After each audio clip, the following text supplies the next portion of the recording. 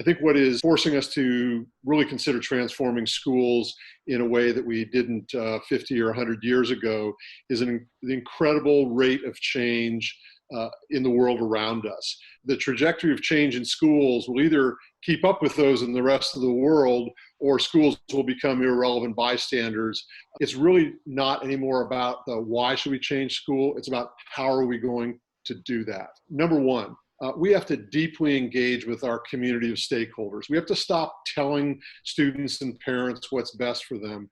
We have to find those overlaps between what we know as educators works best in how students learn and what it is that's relevant and engaging to our students. We have to really put learners at the center of our focus, not curriculum, and certainly not standardized testing. I'd say second, we have to reboot what I've called the school operating system, because once we identify what stakeholders really want out of education, we find out that the way we've organized schools in the past, our pedagogy, our curriculum, our assessment, our uses of time and space, they just don't work when we want to provide that really learner-centered type of learning experience.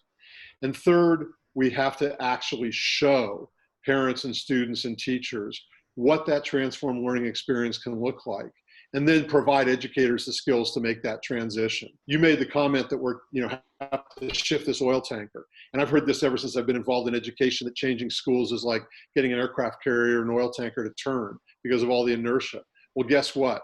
4 or 5 months ago, a whole bunch of educators across schools and districts of all types in the country and around the world made a radical change, 90-degree and 180-degree change in a matter of days or weeks. So we know we can do it. So the question is not why should schools change? We know that train left the station a decade or more ago. And we know how organizations like schools change. It really comes down to the courage of how to do it. And I think hopefully the urgency of the last few months have brought that to the forefront. And then great organizations like Andy's and Kelly's have so many different mechanisms to get us through that point of courage and implementation.